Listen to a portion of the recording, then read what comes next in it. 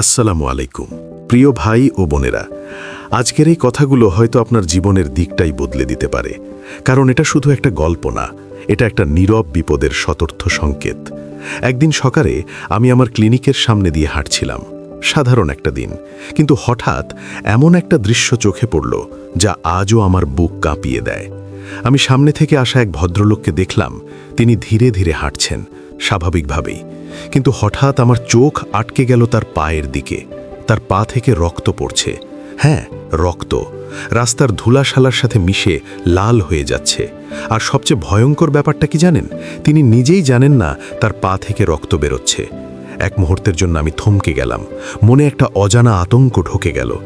আমি দ্রুত তার কাছে গেলাম, বললাম, চাচা, আপনার পা থেকে তো রক্ত পড়ছে, খেয়াল করেছেন? তিনি অবাক হয়ে নিচে তাকালেন। তার মুখের অভিব্যক্তি মুহূর্তেই বদলে গেল। না ডাক্তার সাহেব, আমি তো কিছুই বুঝিনি। এই একটা বাক্য আমার মনের ভেতর থেকে একটা অ্যালার্ম বাজিয়ে দিল। আমি তাকে সাথে সাথে ক্লিনিকে নিয়ে এলাম, ড্রেসিং করলাম, রক্ত বন্ধ করলাম, ওষুধ দিলাম। তারপর আমি শান্তভাবে জিজ্ঞেস করলাম, আপনার কি ডায়াবেটিস আছে? তিনি আমার দিকে তাকিয়ে বললেন, আপনি কিভাবে বুঝলেন ডাক্তার? বন্ধুরা, এই প্রশ্নটাই সব কিছু পরিষ্কার করে দিল। এটা কোনো সাধারণ কাটা বা আঘাত না, এটা একটা নীরব ধ্বংসের শুরু। কারণ তখনই আমি বুঝে গিয়েছিলাম এই ভদ্রলোক ভুগছেন এমন এক সমস্যায় যেটা ধীরে ধীরে মানুষকে ভেতর থেকে নিঃশেষ করে দেয়, ডায়াবেটিক নিউরোপ্যাথি। এখন আপনি একটু ভাবুন, আপনার শরীর কেটে যাচ্ছে, রক্ত বেরোচ্ছে, কিন্তু আপনি কিছুই টের পাচ্ছেন না। এটা কি শুধু রোগ? না, এটা একটা নীরব বিপদ যা ধীরে ধীরে জীবন কেড়ে নিতে পারে। আমি ডক্টর মাহমুদ রহমান, গত বহু বছর ধরে ডায়াবেটিস রোগীদের নিয়ে কাজ করছি। আর ব্যথার সমাধান চ্যানেলের মাধ্যমে আমি আপনাদের সামনে শুধু তথ্য না, বাস্তব সত্য তুলে ধরছি।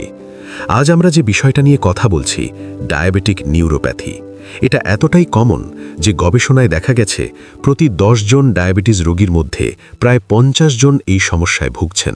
কিন্তু সবচেয়ে ভয়ঙ্কর সত্যটা কি জানেন? তাদের অর্ধেকই জানেন না তাদের এই রোগ আছে।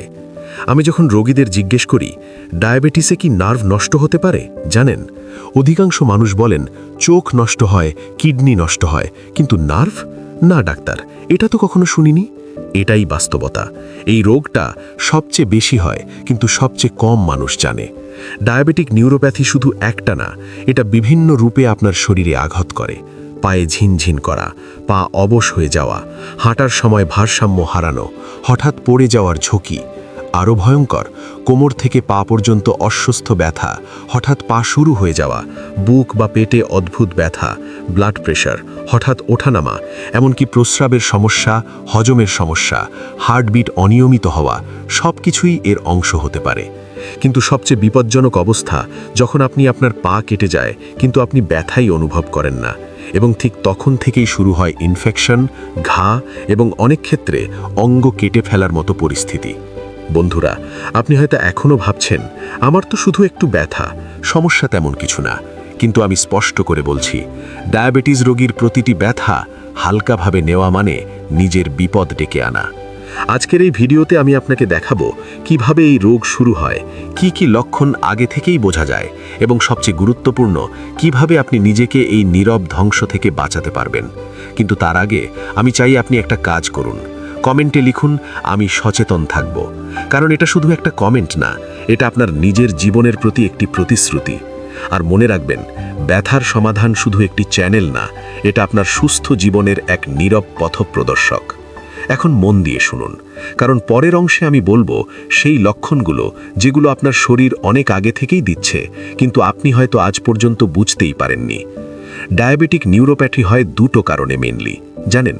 একটা হচ্ছে যদি কোনো কারণে ডায়াবেটিস থেকে নার্ভ ড্যামেজ হলো এবং নার্ভ সিগন্যাল যেতে অসুবিধা হচ্ছে। মনে করুন আমাদের পায়ের একটা নার্ভ, আমাদের পায়ে ব্যথা লাগলে সেই নার্ভটা, সেই পেইন রিসেপ্টর, সেটা দিয়ে অ্যাক্টিভেটেড হয়ে নার্ভের মাধ্যমে ব্রেনে সিগন্যাল যায় যে তোমার ওখানে ব্যথা লাগছে। যদি এই সিগন্যাল যাবার পথ রাস্তায় গণ্ডগোল হয়, রাস্তাটা ব্লক হয়, কন্ডাকশন এবং ট্রান্সমিশনের পথে কোনো বাধা আসে, তাহলে আমরা ব্যথা বুঝতে পারবো না। তখন নিউরোপ্যাথি হয়। তখন ওই ঝিনঝিনি বা কোনো জায়গা অসাড় হয়ে যায়। আর যদি কোনো কারণে ওই নার্ভের রক্ত ঠিকভাবে না যায়, আমাদের ডায়াবেটিসে আমরা জানি যে রক্তবাহুগুলোর ভেতরের দেওয়ালগুলো খারাপ হয় এবং ব্লাড সাপ্লাই প্রবলেম হয়। নার্ভে ছোট ছোট ব্লাড সাপ্লাই থাকে যা নার্ভকে বাঁচিয়ে রাখে। যদি এই ব্লাড ভেসেলস ড্যামেজ হয়, নার্ভে রক্ত, অক্সিজেন, খাবার আর পৌঁছায় না, তখন নিউরোপ্যাথি হতে পারে। ডায়াবেটিক নিউরোপ্যাথি হবার 5টা প্রধান রিস্ক ফ্যাক্টর আছে। 1. Control of diabetes. আপনার ডায়াবেটিস কেমন কন্ট্রোলে আছে তা গুরুত্বপূর্ণ।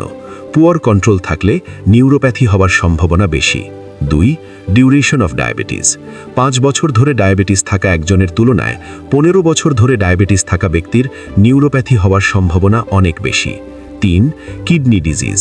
কিডনি ঠিকভাবে কাজ না করলে টক্সিক মেটেরিয়াল শরীরের মধ্যে জমে নার্ভকে ড্যামেজ করে। ডায়াবেটিসের সঙ্গে কিডনি ডিজিজ থাকলে নিউরোপ্যাথি হবার ঝুঁকি বাড়ে। 4. ওবেসিটি বা বেশি ওজন। বেশি ওজনের কারণে শরীরে ক্ষতিকারক কেমিক্যাল তৈরি হয় যা নার্ভকে ড্যামেজ করে। এছাড়া ফ্যাট জমে ব্লাড সাপ্লাই কমে যায়, ফলে নার্ভ ক্ষতিগ্রস্ত হয়। 5. স্মোকিং, টোব্যাকো আসক্তি। ধূমপান বা টোব্যাকো ব্লাড ভেসেলসকে নষ্ট করে। ব্লাড ভেসেলস নষ্ট হলে নার্ভে অক্সিজেন এবং পুষ্টি কমে যায়, ফলে নিউরোপ্যাথি হওয়ার সম্ভাবনা বাড়ে। ডায়াবেটিক নিউরোপ্যাথি হলে কি হয়? এর এক প্রধান কমপ্লিকেশন হলো হাইপোগ্লাইসেমিয়া আনঅ্যাওয়ারনেস। আমরা জানি, যদি সুগার 70-র নিচে নেমে যায় সেটাকে হাইপোগ্লাইসেমিয়া বলে। ডায়াবেটিসে যারা ওষুধ বা ইনসুলিন নিচ্ছেন তাদের জন্য এটা খুবই বিপজ্জনক। হাইপোগ্লাইসেমিয়ার সময় আমাদের হাত পা কাঁপে, সোয়েট হয়। এই 3টি জিনিস নিয়ন্ত্রণ করে অটোনমিক নার্ভ, এবং ডায়াবেটিক অটোনমিক নিউরোপ্যাথিতে এই 3টি জিনিসই প্রভাবিত হয়। তখন পেশেন্ট বুঝতে পারে না যে সুগার কমে গেছে। যদি সে বুঝতে না পারে, প্রিভেন্টিভ মেজার নেয় না, তখন ডেঞ্জারাস হাইপোগ্লাইসেমিয়া হতে পারে। এই হাইপোগ্লাইসেমিয়া আনঅ্যাওয়ারনেস ডায়াবেটিসের একটি জটিলতা, এবং এটি ডায়াবেটিক নিউরোপ্যাথি থেকে হয়, বিশেষ করে অটোনমিক নিউরোপ্যাথি নামে পরিচিত ভেরিয়েন্টে। 2 নম্বর হল আমাদের আঙুল ক্ষতিগ্রস্ত হওয়া এবং লস হতে পারে। মানে অনেক সময় এতটাই ক্ষতিগ্রস্ত হয় যে ইনফেকশন হতে পারে, অস্টিওমেলিটিস হতে পারে বা ডায়াবেটিক ফুট হতে পারে। এমনকি ওই অংশটা কেটে বাদ দিতে হতে পারে সার্জিক্যাল প্রসিডিওরের মাধ্যমে। ফলে ডায়াবেটিক নিউরোপ্যাথি হলে দেখা গেছে সরাসরি আহত হলেও মানুষ বুঝতে পারে না কোন জায়গাটা আহত হচ্ছে। তখন বুঝতে না পারার জন্য ওটা আনঅ্যাটেন্ডেড থেকে যায়। কোনো জায়গায় কেটে গেলে ব্যথা অনুভব না করলে সেই জায়গার চিকিৎসা করা হয় না। যদি ব্যথা না হয়, চিকিৎসা কিভাবে করবেন? কোনো জায়গায় কেটে গিয়ে ব্যাকটেরিয়া ঢুকে পায়ের বৃহৎ অংশ পচিয়ে ফেলেছে, তাও পেশেন্ট বুঝতে পারছে না। যখন ডাক্তারের কাছে আসে, তখন ডাক্তার দেখেন ব্লাড সাপ্লাই নষ্ট হয়ে গেছে, নার্ভ নষ্ট হয়েছে, টিস্যু নষ্ট হয়েছে। অংশটা কেটে বাদ না দিলে ইনফেকশন বাকি অংশে ছড়িয়ে পড়বে, ফলে অ্যাম্পুটেশন আনঅ্যাভয়েডেবল হয়। এটিও একটি গুরুত্বপূর্ণ জটিলতা। 3 নম্বর হচ্ছে ইউরিনারি ট্র্যাক্ট ইনফেকশন বা ইউরিনারি ইনকন্টিনেন্স। ডায়াবেটিক অটোনমিক নিউরোপ্যাথিতে ইউরিনারি ব্ল্যাডারে জমে থাকে। সেখানে নোংরা জিনিসপত্র এবং ব্যাকটেরিয়া জন্মায়। ইউরিনারি ইনফেকশনের সম্ভাবনা বেড়ে যায়। 4 নম্বর হল ব্লাড প্রেশার ড্রপ বা পস্চুরাল হাইপোটেনশন। যখন কেউ বসে থেকে উঠে দাঁড়ায়, ব্লাড প্রেশার হঠাৎ কমে যায়, মাথা ঘোরে এবং কেউ পড়ে যেতে পারে।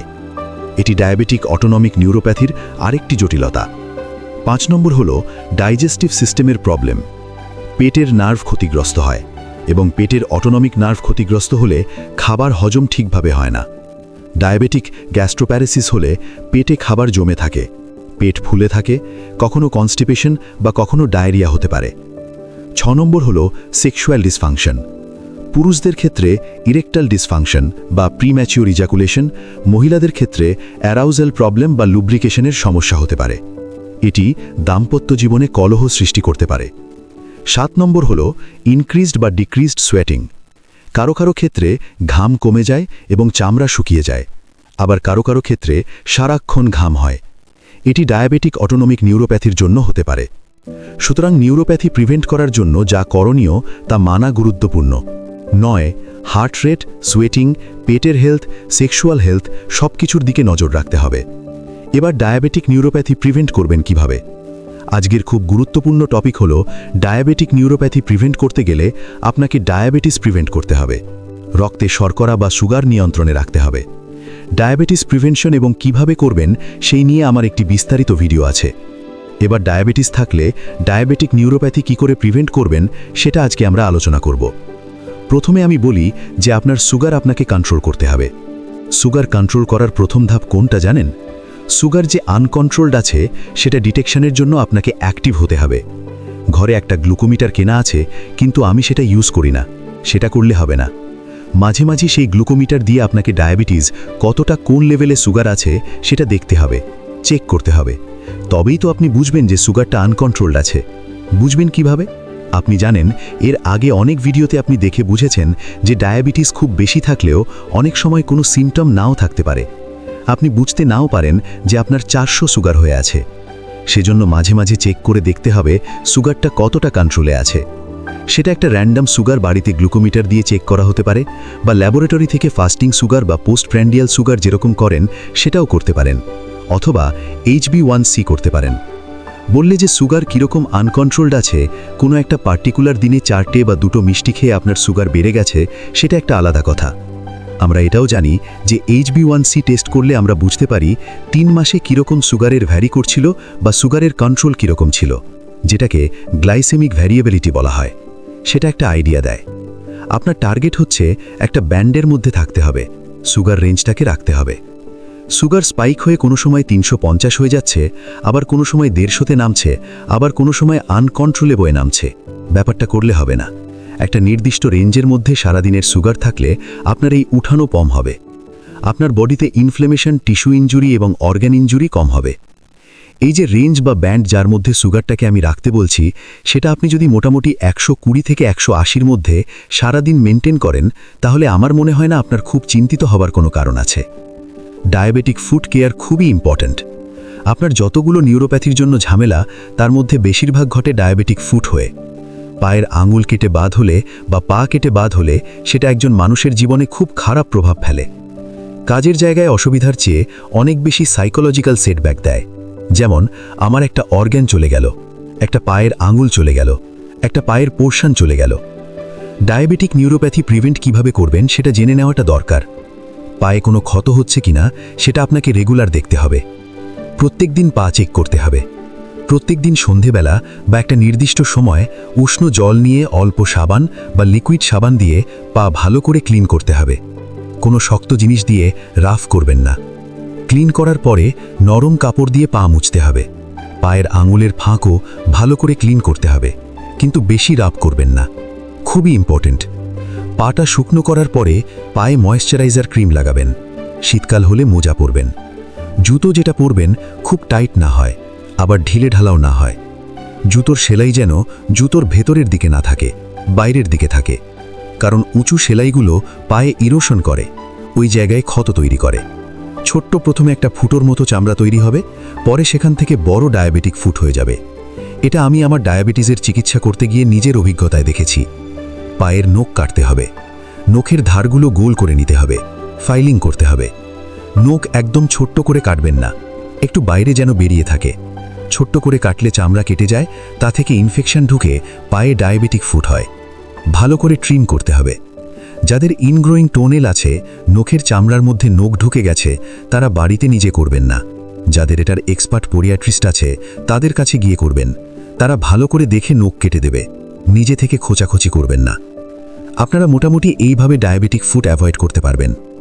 সামারি করতে গেলে 4-5টা পয়েন্টে বললে, ডায়াবেটিসের একটা কমপ্লিকেশন হলো diabetic neuropathy. Diabetic neuropathy silently হয়। যাদের সুগার আনকন্ট্রোল থাকে তাদের ক্ষেত্রে সম্ভাবনা বেশি।